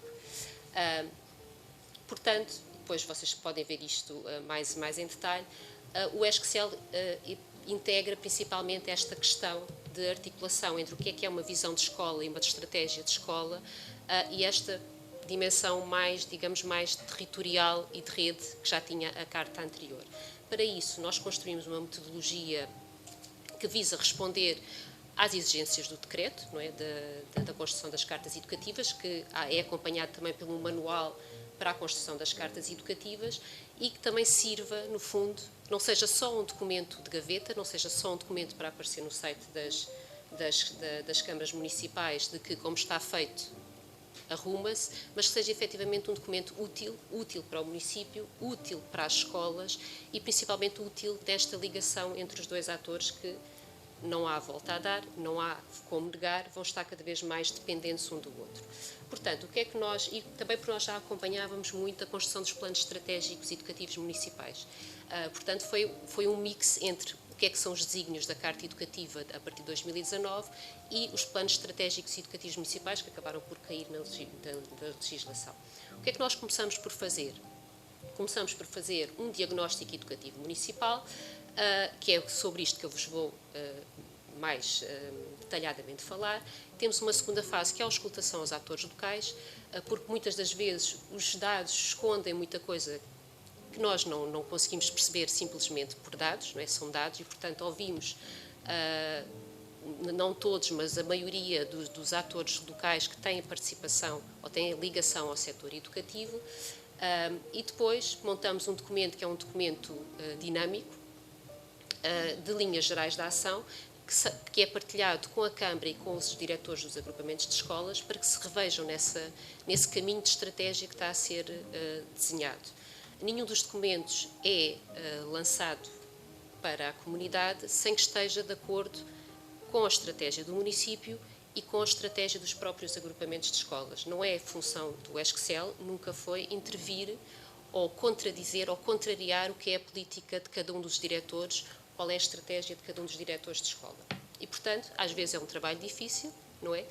Servimos aqui um pouco também de psicólogos e de moderadores, ou de moderadoras neste caso, para se tentar apaziguar algumas tensões que muitas das vezes não são por causa de cartas educativas, mas que acabam por se espelhar em horas e horas de focus grupo, que nós percebemos que desde um refeitório que já extrapolou, desde qualidade de comida que já extrapolou para muitos outros campos, acho que temos que contratar um psicólogo para nos acompanhar nos focus grupo. Pronto, depois disto, o que é que nós fazemos? Articulamos o que são estas linhas estratégicas e o que é não podemos esquecer que isto é um documento da Câmara, não é? É um documento da Câmara. O que é que também é a visão do município para a educação, para construirmos efetivamente uma proposta de operacionalização de eixos de ação, de metas a atingir, de objetivos estratégicos que se pretendam atingir neste espaço temporal e depois toda uma calendarização com ações, com atores que vão participar nessas ações, momentos de monitorização, porque anualmente este plano deve ser monitorizado e reorganizado. Pronto. Para chegarmos ao final, que é a verdadeira Carta Educativa, que tem então esta dimensão de território, digamos assim, de mapeamento, e desculpem se eu utilizar alguma expressão que não seja mais adequada, e também esta visão estratégica da educação para os próximos anos. Focando-me no primeiro passo, não é, que eu acho que é o passo mais interessante para a vossa área também, e que eu espero que me tragam muitos contributos de melhoria, que é o que é que tem isto do diagnóstico educativo municipal. Se vocês, quando tiverem curiosidade em ler o decreto, nós vamos um bocadinho além daquilo que era suposto ou que é pedido pelo decreto, porque efetivamente nós entendemos a questão da educação. A educação não é simplesmente o que está dentro dos muros da escola. A educação é o reflexo de tudo o que está fora dos muros da escola e, portanto, esta dimensão do território e da demografia, mas também a questão socioeconómica, a questão das dinâmicas municipais de educação, o que é que o município oferece, o que é que o município quer ou pode, também às vezes acontece, impulsionar e oferecer às escolas para dinamizar a própria educação do município, do concelho. E depois não podemos fugir, não é? A que tipo de população escolar é que nós temos, não é? Qual é o potencial desta matéria-prima que nós temos e, obviamente, não podemos esquecer deles os resultados escolares.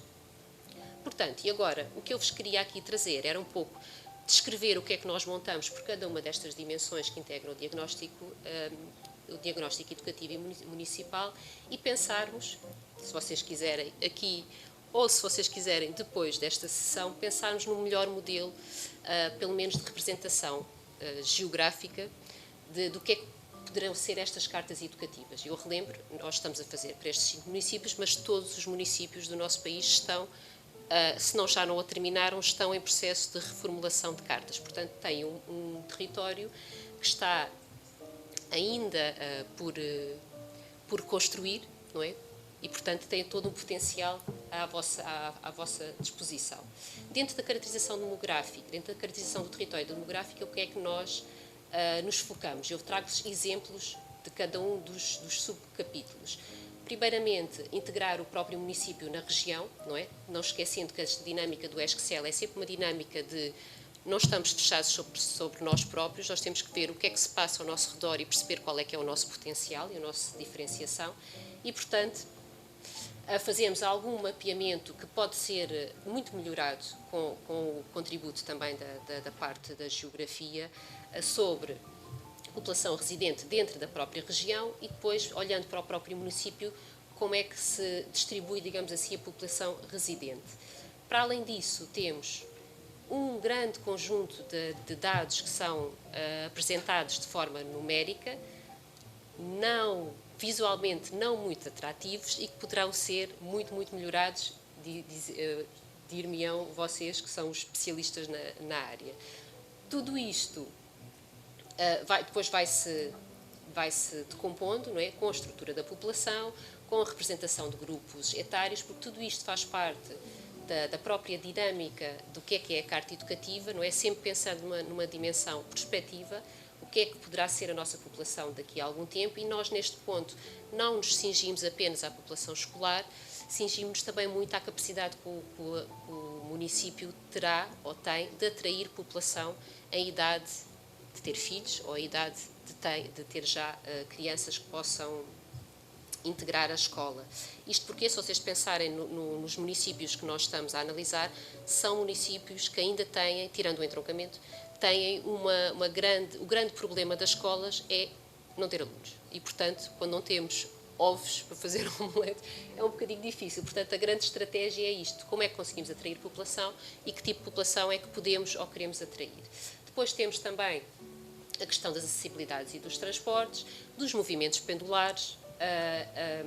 Há pouco, em conversa com a professora Teresa, apercebi-me que é um indicador que vai desaparecer dos censos, com muita pena minha, mas que nós realmente, e isto é muito contraditório, que nós precisamos, e está integrado dentro da Carta, como é que se movimenta a população, que população é que recebemos e como é que recebe-se dentro, de onde é que recebemos essa população. Nós construímos um modelo.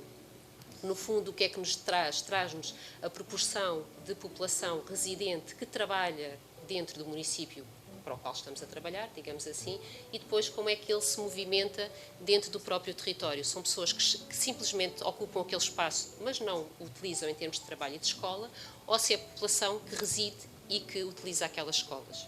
Porque muitas vezes o que é que nos acontece, por exemplo, em outros concelhos com quem trabalhamos, é que são cidades de dormitório. Portanto, se nós nos cingimos à população que vem referenciada pelos censos como população residente, mas aqueles não estão a ocupar aquelas escolas.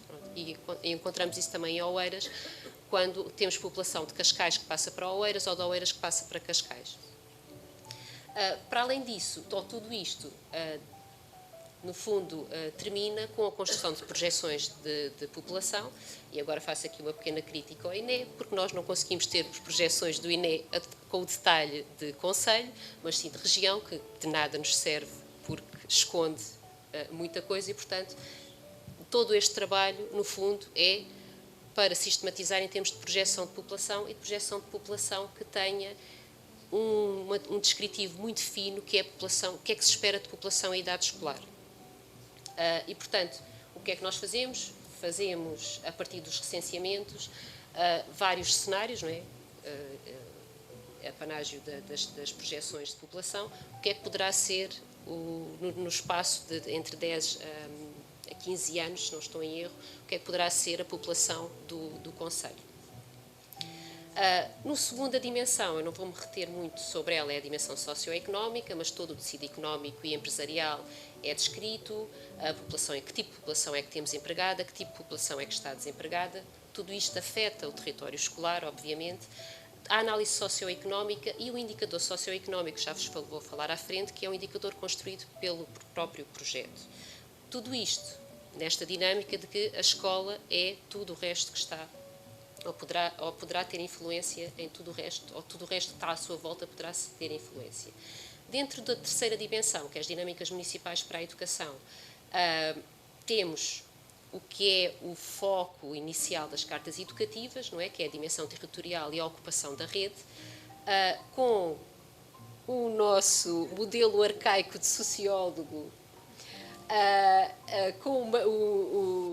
mostrando qual é que é a rede educativa do município e dando também esta vertente, qual é que é a dimensão ou a capacidade de ocupação ocupada, a capacidade ocupada das redes das escolas do município e, no fundo, como é que elas se articulam no espaço e se distanciam entre si. Eu não vos disse no início, mas todos estes dados que eu estou a apresentar é do município de Óbidos com quem estamos a trabalhar. Portanto, eu espero que estejam a apontar as vossas sugestões. Isto porque, e que tem muito potencial, que poderá ser do campo da geografia a ser utilizado, que é a capacidade de influência de que uma escola tem sobre o seu próprio território.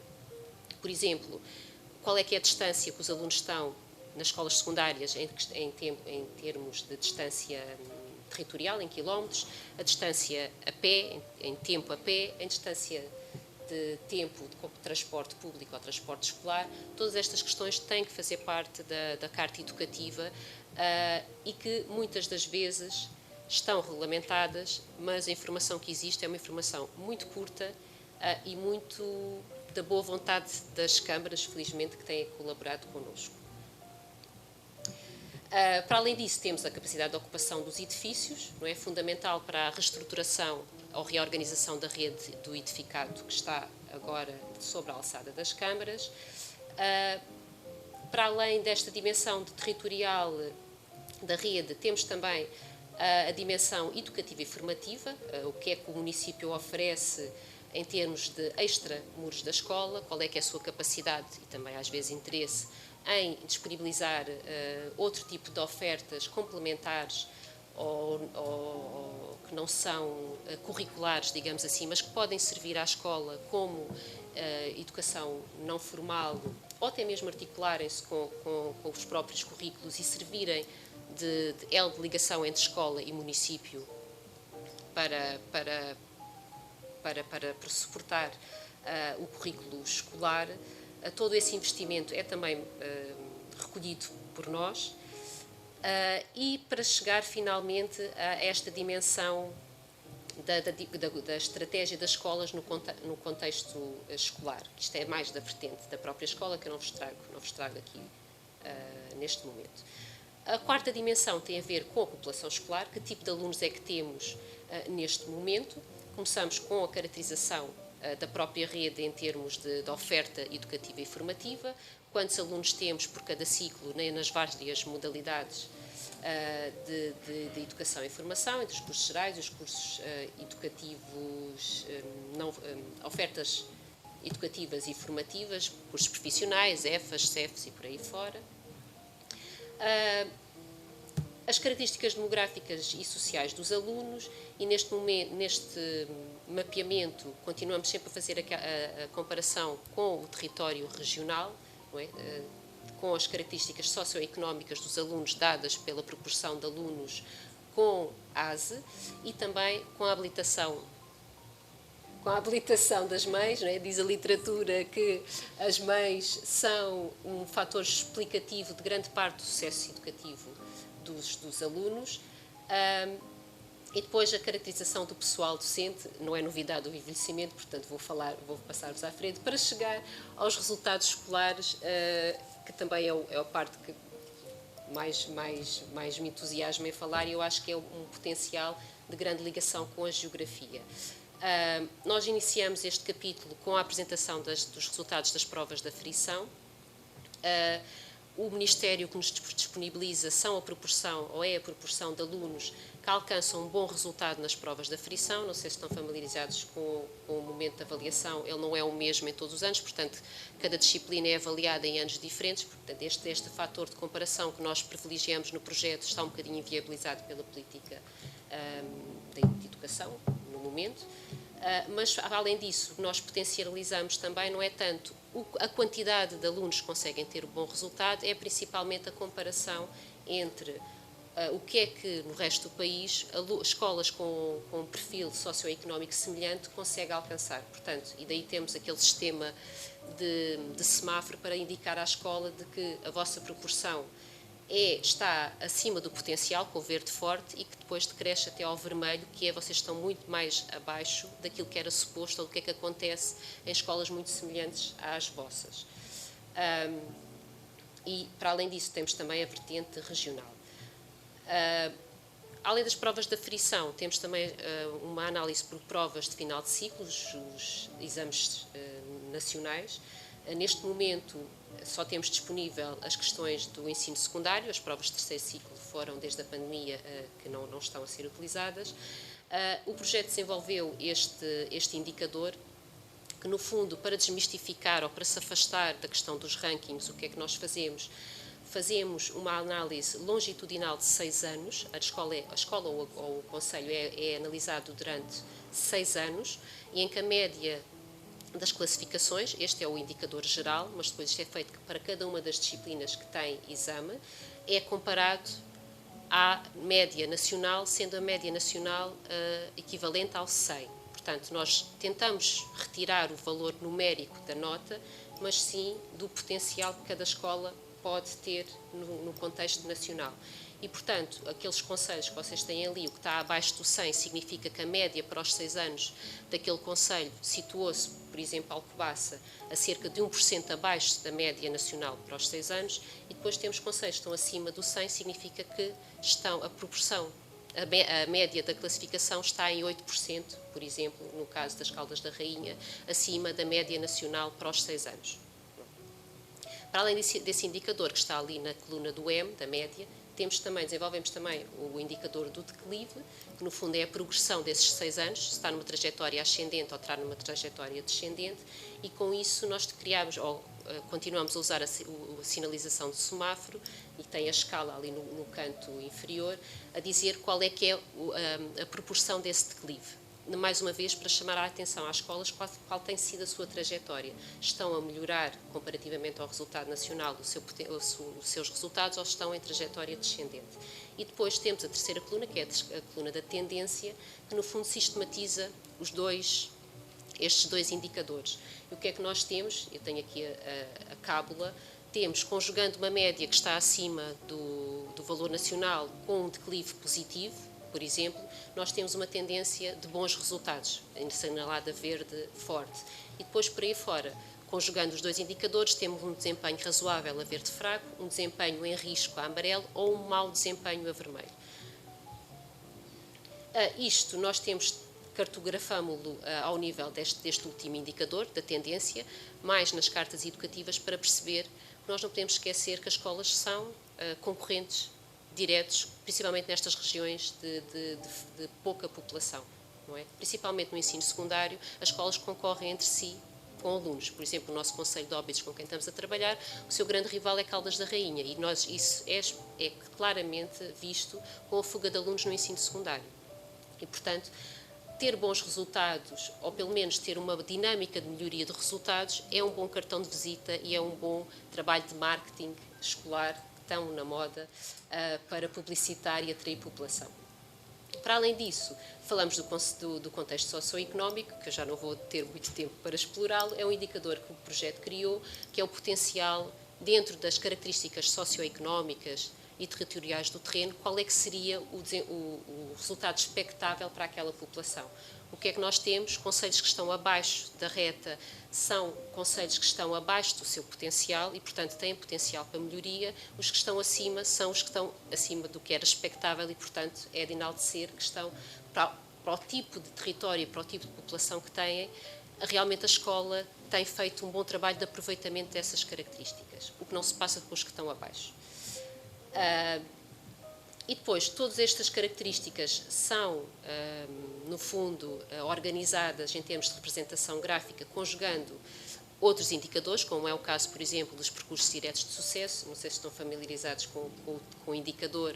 É a quantidade de alunos ou a proporção de alunos que, entrando num ciclo, e neste caso no terceiro ciclo, que terminam o ciclo sem episódios de retenção, são considerados percursos diretos de sucesso, conjugando isso com as classificações, que está no eixo do Y, e com a sua tendência, ou seja, com o seu declive, se não estou em erro, é o que eu pus, que é esta progressão de resultados. O que é que seria o ideal? O ideal seria, não sei se tenho errado, seria o quadrante 2, não é? Que são percursos diretos elevados, ou seja, superior à média nacional, que é o eixo vertical, superiores à média nacional, com resultados também acima da média nacional e, de preferência, que tenham uma bola verde, ou seja, que os seus resultados estejam numa trajetória de melhoria. Isto é conjugado também com a escolaridade das mães, com os alunos com ASE e com os docentes de quadro. Porque, diz a teoria, escolas com maior proporção de docentes de quadro terão melhores resultados escolares. É questionável, eu própria questiono, mas é o que a teoria nos diz sobre a estrutura do quadro docente. Para além disso, analisamos também os episódios de retenção e desistência. Felizmente, os episódios de desistência são curtos, mas temos, efetivamente, episódios ainda de algum perfil ou algum padrão de reprovação. Eu sei que é um tema polémico, as reprovações ou as não reprovações, mas efetivamente o que a teoria nos diz é que episódios de retenção só implicam mais episódios de retenção a longo curso. Na região oeste, que é o que nós estamos aqui a apresentar hoje, efetivamente essa literatura, digamos assim, essa teoria é reproduzida, porque como podem observar, a proporção de alunos retidos é baixo no final do primeiro ciclo, no 4º ano, mas se olharem para o 12º ano, é consideravelmente elevado, pelo menos comparando com os do primeiro ciclo. Portanto, estes episódios de retenção realmente repercutem-se depois e aumentam à medida que vamos aumentando ou vamos progredindo no sistema de ensino. Tudo isto sistematiza-se numa análise SWOT por cada uma das dimensões, não é, que serve depois de base à reflexão do município e dos próprios agrupamentos para chegarmos então à construção das linhas gerais da ação, que dá origem a um conjunto de eixos estratégicos com prioridades, com objetivos, com metas a alcançar e com um conjunto de ações calendarizadas, monitorizadas, identificadas quais são os atores que vão participar na sua realização e na sua monitorização e de quando é que vai ser feita a monitorização. Para chegar, ponto final, à construção propriamente da Carta Educativa, que tem todos estes desígnios que estão espelhados no decreto de 2019, mas também esta vertente dinâmica e participativa entre município e entre escolas. A escola, neste caso é só um agrupamento de escolas, mas entre escolas e município, e tentar desmistificar esta questão de que não são opositores, são e têm que ser cada vez mais parceiros neste processo de descentralização. E acabei. Obrigada.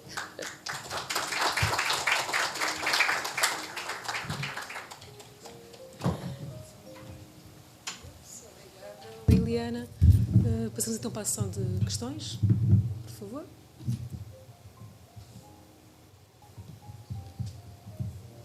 Os nossos alunos.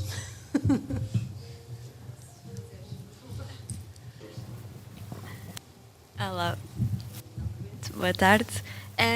Eu tenho duas questões que se tocam, mas que são distintas. A primeira tem que ver com o facto de estarmos a falar de cartas municipais, mas, como disse, muitos dos conselhos, dos nossos conselhos, e sobretudo alguns que estão a estudar, que estão a trabalhar, estão com perda de população e sobretudo com perda de população jovem.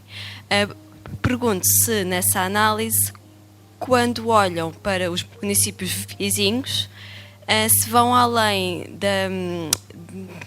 da questão dos movimentos pendulares ou se existe alguma intenção ou alguma matéria sobre a intermunicipalidade nestas cartas educativas. E a minha segunda pergunta, uma vez que estudam e que têm trabalhado em contextos tão distintos, como a área metropolitana de Lisboa e o Médio Tejo, ou até a região oeste, pergunto-se, claro, assumo que existem muitas diferenças, mas até que ponto é que essas diferenças se fazem notar no trabalho de redação das cartas? Obrigada. Obrigada. Começando pela primeira, nós não conseguimos, ou seja, o nosso trabalho em terreno é um trabalho um bocadinho ambíguo, porque nós não podemos esquecer do nosso papel, que é a investigação, mas também não podemos esquecer o nosso papel, que estamos lá como fornecedores de um serviço. Pronto. E esta dinâmica às vezes é um bocadinho difícil de manter, é verdade. A questão territorial e a questão regional das comunidades intermunicipais, ela surge sempre espelhado, até mesmo quando fazemos a recolha de dados, principalmente na auscultação. Não dá para diferenciar uma coisa da outra, até porque a oferta formativa a nível profissional é concertada nos conselhos, nas comunidades intermunicipais. O que nós tentamos fazer nestas cartas é olhar para o que se passa na região, porque nós sabemos que grande parte da educação é concertada em termos de regiões, principalmente nestas regiões mais pequenas, não é? E tentar, no fundo, servir ao nosso cliente, que é, vamos construir uma boa ferramenta que sirva de potencial para defender uma determinada oferta dentro dos conselhos, dentro das comissões intermunicipais, dentro das CIM, que no fundo tem este conflito com a parte da investigação, que é, nós não conseguimos ser totalmente isentos porque nós estamos a servir um conselho. Pronto, a verdade é essa. Esse trabalho de investigação nós temos que despir quando saímos do nosso papel de intervenção em terreno e construímos os nossos papers, as nossas comunicações e as nossas produções científicas propriamente ditas. É esse o nosso papel, porque o projeto ESCCEL sempre foi, tem na sua criação e espero que continue, é um projeto de investigação-ação. E, portanto, dentro da rede, nós não temos uma agenda própria de investigação, nós temos uma agenda que é comunicada e partilhada com as próprias escolas da rede. E o facto de nós termos conselhos muito, muito distantes, desde a Amadora até ao Sardual, que tem 600 alunos, por exemplo, num agrupamento, um agrupamento ao de Oeiras, que só uma unidade escolar tem 600 alunos ou mais, é efetivamente porque o objetivo é que seja uma rede colaborativa e que eles aprendam uns com os outros. Por exemplo, nós temos agora um fenómeno de alunos imigrantes, que é uma realidade banalíssima na Amadora e é uma realidade completamente nova no Sardual, ou em Mação, não é? Portanto, o que é que nós fazemos? Organizamos seminários de boas práticas e de partilha dessa informação entre conselhos que têm já experiência nessa dinâmica e conselhos que estão a vivenciar pela primeira vez essas questões, não é? Em que, por exemplo, recebem cinco alunos de outra nacionalidade e a escola entra em pânico, e a Amadora recebe 5 alunos todas as semanas, não é? Pronto. E têm todos a aprender com isso. Quando é um território ou quando é uma temática que nós não conseguimos responder dentro da rede ou dentro da equipa de investigação, como é este ano, o nosso tema de investigação é sobre a educação inclusiva, por causa do decreto do famoso 54, o que é que nós fazemos? No fundo, criamos à volta do projeto ESCCEL da equipa de investigação outras equipas de investigação que possam servir à rede, servir aos nossos professores para melhorar práticas. E na próxima semana começamos um ciclo de formação que tem desde como é que a literatura e as artes podem contribuir para a inclusão, e não é só, o decreto 54 não é só problemas físicos e psiquiátricos, temos que incluir todos, porque a escola é uma escola para todos e de todos, até das neurociências ou da aprendizagem. Temos várias áreas que não é da nossa competência como equipa de investigação, nós somos quase um satélite de quase subcontratação. E é nessa dinâmica e a riqueza da rede. Nós não temos um plano de investigação, não é? Temos consoante o que as escolas precisam. Vou fazendo um pequeno parênteses. Tudo isto é coordenado numa reunião de coordenação, em que participa a equipa de investigação e participa um professor, que é delegado pelo Ministério, de cada um dos conselhos, que participa nas nossas reuniões de coordenação e que define o que é que as escolas precisam, neste momento, por ano letivo, o que é que nós vamos trabalhar.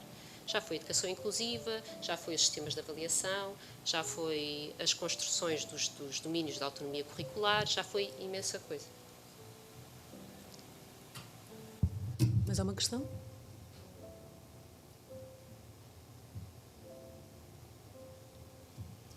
Manuel? Um pouco técnica, mas os dados que utilizam do INE são dados aglomerados ou são microdados?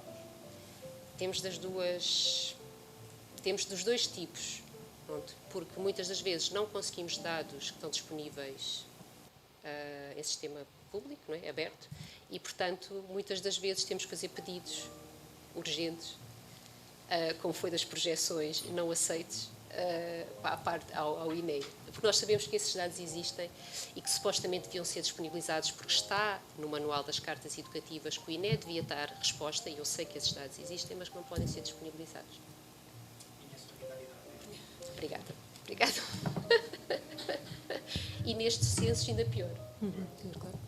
Liliana, eu queria colocar uma questão que tu falaste, que o potencial ou o tecido económico do município tem algum papel no projeto da escola e nas aprendizagens escolares. Como é que influencia a estrutura económica do município? Como é que influencia a oferta escolar? Em primeira mão, o que é o tecido empresarial do município devia estar presente ou devia ser espelhado no Conselho Geral de cada um dos agrupamentos. Ter um representante do Conselho, principalmente quando as escolas têm ensino profissional, porque o objetivo do ensino profissional servia, em primeira mão, servir ao tecido económico do próprio território. O que é que nós vemos é que, às vezes, isso não acontece, ou às vezes acontece, mas com uma fraca participação. Pronto. O que é que nós fazemos este levantamento para que as escolas tenham noção de qual é que é o potencial que têm em seu redor e que a escola deveria, de alguma forma, responder. E também, e muitas das vezes a escola tem essa noção, mas não consegue ter força junto das CIM para abrir determinada oferta formativa que esteja em consonância com o tecido económico do próprio Conselho. Portanto, nós tentamos fazer uma chamada de atenção para a escola, para o município e que sirva para as comunidades intermunicipais, que aquele território seria um território de boa qualidade, porque tem também um conjunto de empresas ou tecido social que pudesse ou que necessite dessa oferta formativa. O que também acontece às vezes, por exemplo, com a questão do Óbidos, nós temos estado perante isso, é que o tipo de ofertas que seriam mais adequadas, depois também tem que ser concertado com a ANCAP e com todas essas questões, não são do agrado dos alunos. Não é? E nós sabemos que, por exemplo, há cursos de moda, não é? Que toda a gente quer ir para a área do desporto, toda a gente quer determinadas áreas que são muito chamativas para os alunos, mas que depois acabam por não ter nem oferta de emprego próximo, nem próximo local, nem próximo regional. Não é? Portanto, também percebo que as escolas tenham este dilema, não é, entre o que os alunos querem e o que o tecido económico e social necessita. Também faz parte de nós, como equipa de investigação, chamar a atenção das escolas que isso pode ser e deve ser melhorado através de uma desmistificação de determinado tipo de oferta formativa, educativa e formativa, que pode ser realmente um potencial para quem não quer prosseguir estudos, ou até para quem quer prosseguir estudos, mas não já, ou então queira levar um saber mais de território para depois para o ensino superior. Não é? Desmistificar que, neste momento, a agricultura não é só o senhor que está lá a plantar batatas ou isso assim, mas que tem outro potencial muito maior até ao nível de prosseguimento de estudos. Não é? E se tem um território tão vasto e com uma tradição ligada a essas áreas, porque é que vão todos para técnicos de desporto se podem tentar apostar numa área que tem muito mais sentido na região em questão? Obrigada. Mais uma questão? Essa questão que diz passa muito até pelas famílias, não é? Muito pelas famílias. Exato. Gostei quando disse que a mãe, de facto, é um fator importante. Porque, efetivamente, é. Sim, sim. Esses estábulos vêm... Sim, sim. E daí que, lá está, a educação é...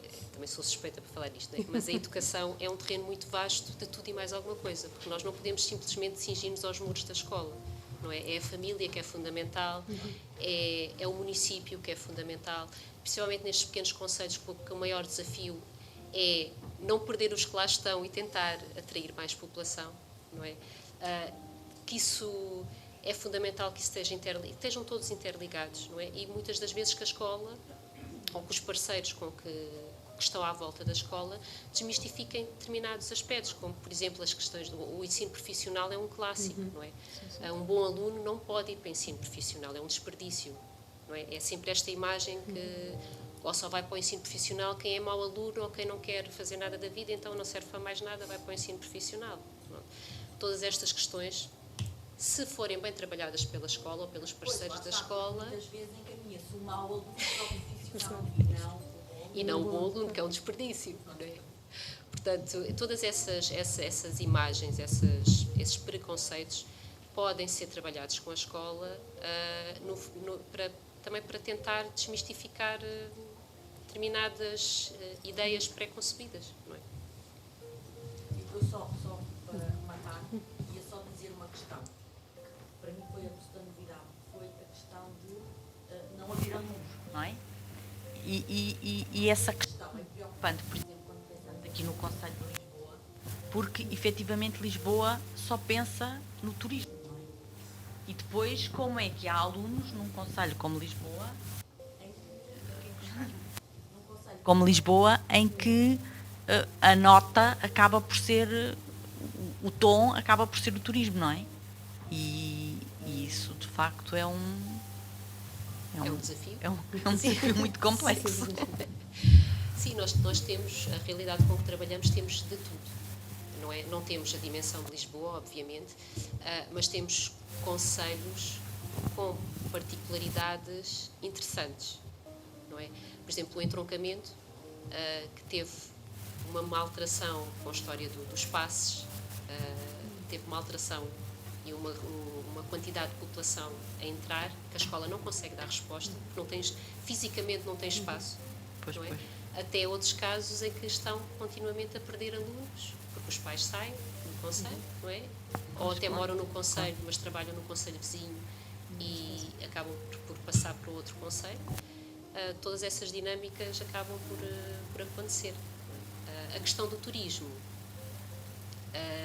trouxe outras realidades também a este tipo de concelhos, que são os tais nómadas digitais, não é? Que trazem população imigrante, que às vezes não reconhecem a língua, mas têm um potencial familiar, não é? Social, bastante grande. Não é? Temos esses extremos, temos esta população que entra, mas também temos a população mais desfavorecida, com grandes problemas, como refugiados e tudo mais, que não é só a questão da língua e que a escola tem que fazer face, não é? Para além da língua, temos todos os problemas associados a uma criança que vem de um ambiente de guerra ou o que quer que seja.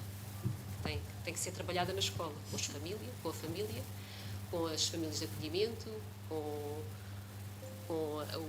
a oferecer o português de língua não materna, mas depois que esbarra tem que ter um determinado X de alunos para abrir uma turma de português de língua não materna, não é? E mal seria se, por exemplo, do Sardual recebesse 20 alunos estrangeiros para abrir uma turma, não é?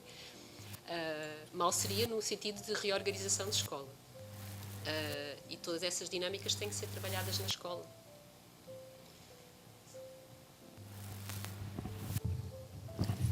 Então, dado que já estamos perto da nossa hora, já passamos das 8, vou então dar por encerrada esta aula aberta, sem deixar de agradecer aos nossos colegas Jordi, o Alberto, o Manel e o Guilherme e a Liliana por terem vindo aqui apresentar um pouco daquilo que eles fazem e de explotar aqui estas questões do que é que nós, enquanto geógrafos, podemos trazer para ajudar a melhorar o trabalho que eles já fazem. Portanto, espero que vocês, alunos, vão para casa pensar nisto, porque na próxima aula nós vamos montar uma série de desafios para vocês tentarem responder a estas questões que foram aqui colocadas. Muito obrigada.